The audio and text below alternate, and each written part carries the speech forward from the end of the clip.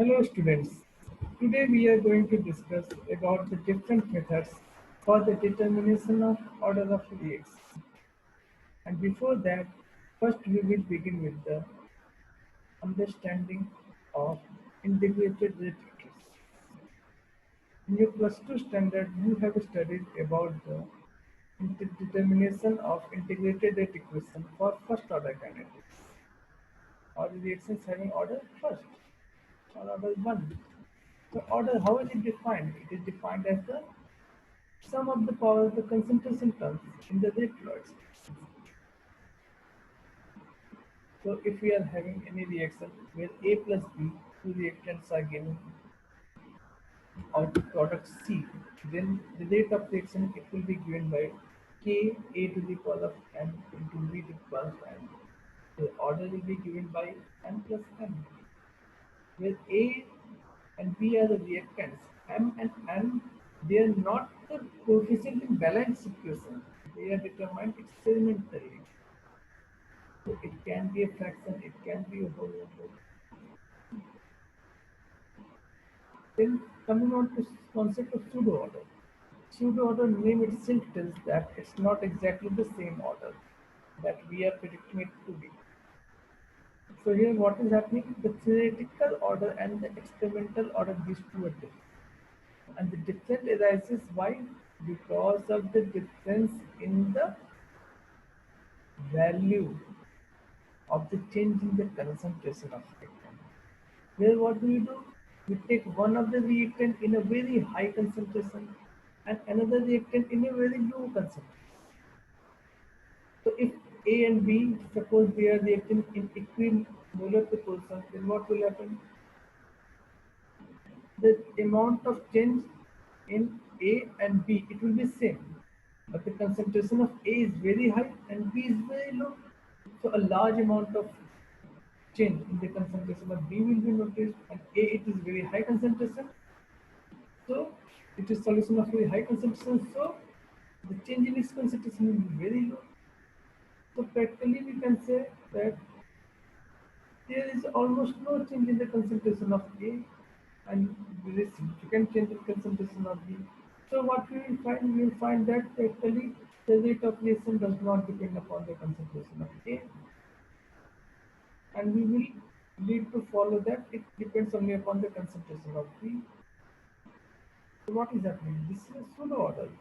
It is depending upon the concentration of A also, but its change in concentration is very less.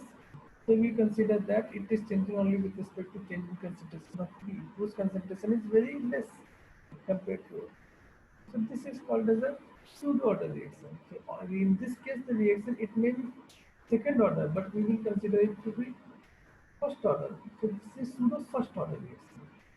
Why pseudo first order reaction? Because it is second order reaction, but in practice it will be found to be practically first order. So depending upon these two concepts, we will proceed further. There are the various examples of pseudo order reactions that we have come across. One very common example is the hydrolysis of water. Here, ethyl acetate, it is hydrolyzed in presence of water to give acid and alcohol. The concentration of water is very high. Water, it is a solvent and here it acts as a reactant also. But change in concentration of water is very less. So it is found that rate it depends only upon the concentration of ethyl acetate only. So uh, here there is a take it out. Okay.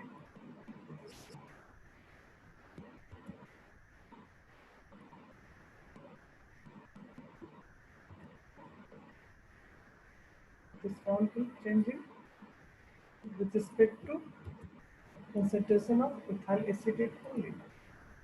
So what is happening? This reaction is actually second order, but in practice we found it to be first order.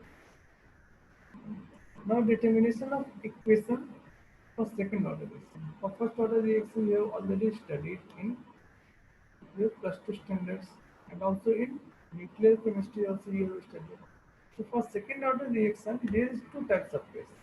The second order may be because of two reactants combining together to a given the product, or A and B, two different reactants combining together to result in the formation of product. So first we will consider the case where the reaction is of the type in which reactants are same.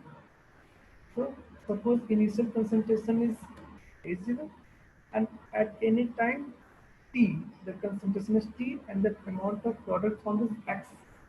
So X is the concentration of product. So amount of reactant left, it will be A minus X. A is the initial concentration. So dx by dt, that is rate of formation of product with respect to time, it will be K into A minus X whole square. So upon rearranging this, taking the terms expressions having x within them and on one side and the other on the other side, we get equation dx upon a minus x square is equal to k dt. Upon integrating, we get 1 upon a minus x is equal to kt plus I, where I is the constant of integration. We will determine by the conventional method by taking t is equal to 0, x will be 0. Why? Because at t is equal to 0 means the time when the reaction has begun. So at that time no product is formed. So x will be 0 because x represents the concentration of product. So what we will get? We will get I, constant of integration, is equal to 1 upon a. We will put up this value in the previous equation, equation 3, and then we get it as 1 upon a minus x is equal to kt plus 1 upon a. Upon rearranging this equation, we get k is equal to 1 upon t into x into x upon a into a minus x. This is the integrated rate equation for a second order. When both the reactants are same, means only A is the initial concentration. Suppose there are two reactants. In that case, what will happen? There will be two reactants, A and B. So the factor influencing the rate of reaction will not only A minus X, it will be A minus X, not the A minus X square. Instead, it will be A minus X into B minus X. So how to proceed in that case? Let us see. So integrated rate equation when the reactants are different. So here what is happening? We are having two reactants A and B which are giving the product P.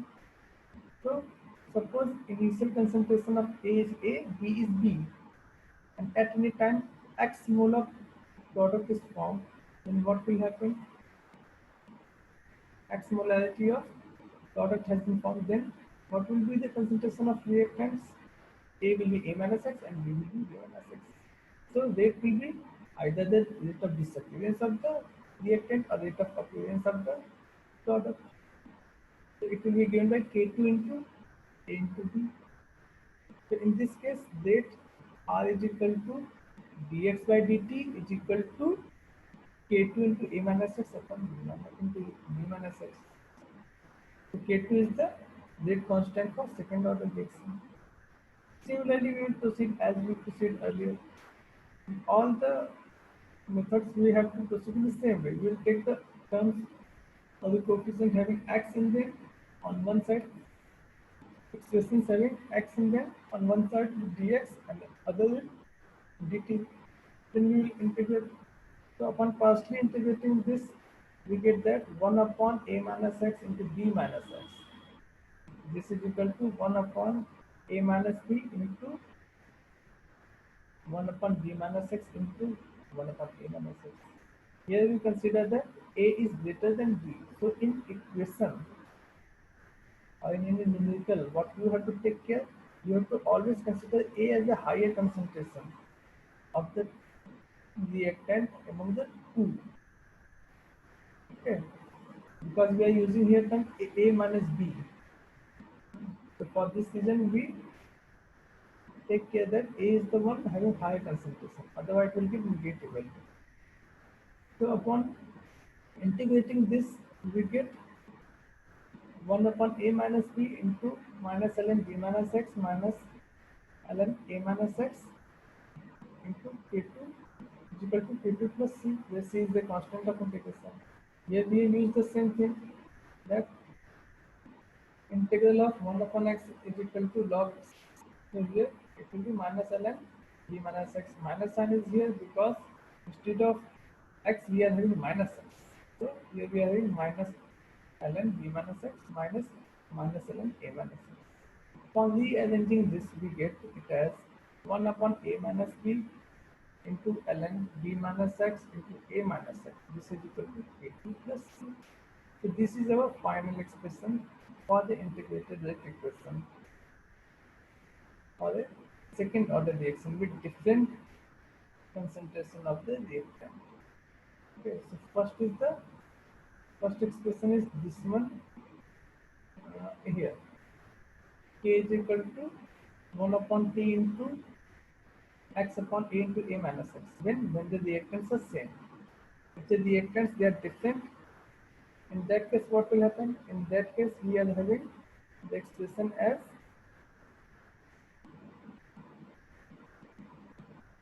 1 upon a minus b into ln a minus x upon b minus x is equal to p2 plus c.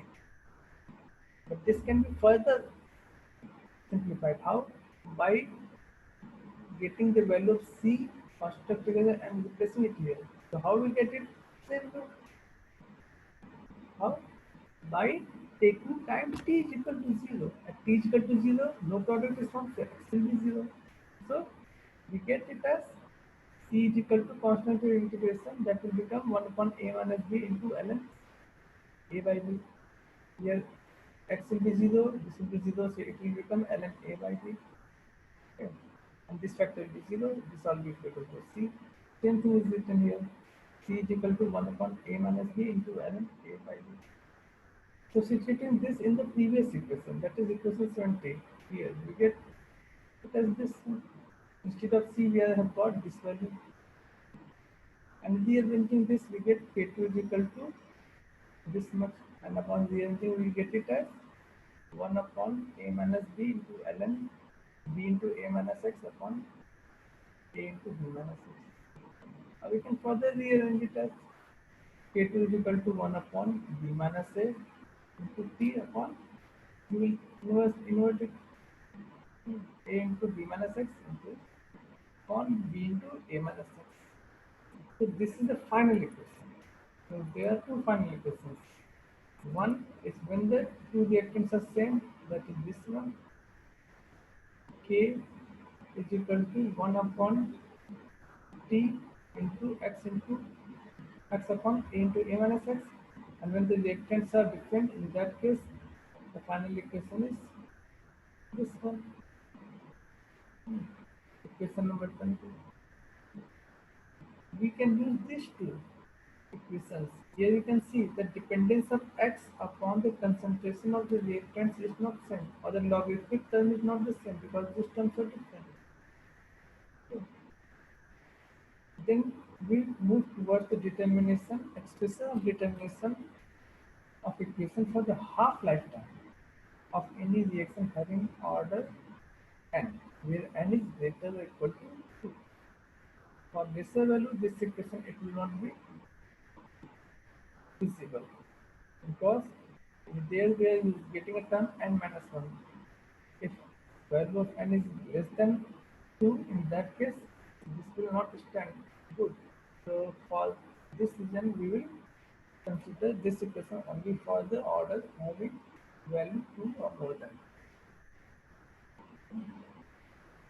So first we will proceed by using the differential equation. For the general equation where is n molecules of A is giving you the product. We are having this single reactant of having different of order n. Okay. So d minus dn minus da by dt, that will be equal to kn k to the power of n, where n is the order of the equation. By integrating it, by taking the term having A or the expressions having A with dA and remaining with dt, as we do earlier, we get t is equal to 1 upon kn into n minus 1 into a into a to the power of n minus 1, because integral of 1 dx upon x or x to the power of n, it is n into x to the power of n minus 1. Integral of x to the power of n is n into x to the power of n minus 1. So the same thing we have used here.